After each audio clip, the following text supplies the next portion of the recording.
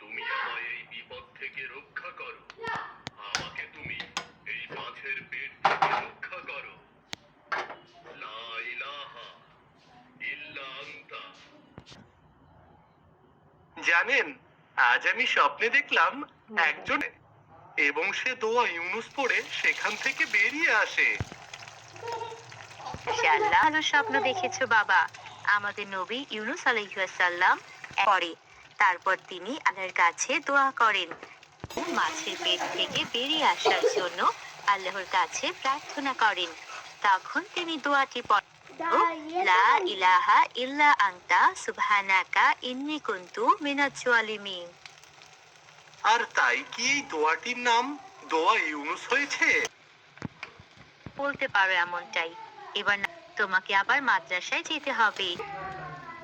আমার খিদে পাইনি আম্মু, আমি মাদ্রাসা থেকে এসে জালটা নিয়ে নদীর পাড়ে গিয়ে মাছ ধরে নিয়ে আসবো।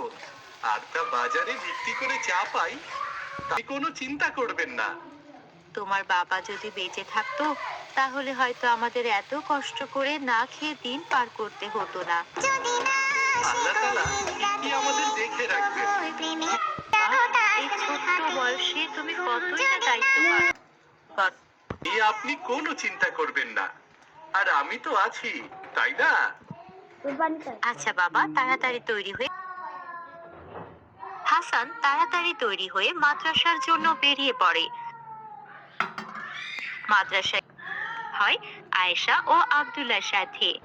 আসসালামু আলাইকুম হাসান, তুমি কেমন আছো? ওয়ালাইকুম আসসালাম আয়েশা, ভালো আছি, তোমরা কেমন আছো? খুব দেরি হয়ে গেছে, তাই মাছ ধরতেও যেতে পারিনি, আর বিক্রি করতেও পারিনি। শেষ করে ইনশাল্লাহ আমি মাছ ধরতে যাব। ঘরে কোনো বাজার নেই, মাছ ধরে তা বিক্রি করে যা পাবো তা দিয়ে বাজার করে আনতে হবে। সত্যি হাসান, তুমি খুব পরিশ্রমী ছেলে। শুধু পরিশ্রমী নাও, তুমি খুব মেধাবীও। হ্যাঁ আয়েশা, তুমি একদম ঠিক বলেছো। হাসান, আমি তোমার একটা কথা বলতে চাচ্ছিলাম। আমার মাছ খুব ভালো লাগে। আমি বলছিলাম যে আজ যখন তুমি মাছ ধরতে যাবে তখন আমাকে সাথে নেবে তুমি?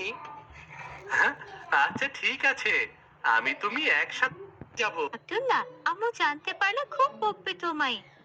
তুমি একটু আমাকে সামলে নিও আয়েশা, ভাইয়ের জন্য এতটুকু তো করতেই পারো, তাই না? তাড়াতাড়ি চলো, আমাদের মাদ্রাসায় যেতে দেরি হয়ে যাচ্ছে। তারা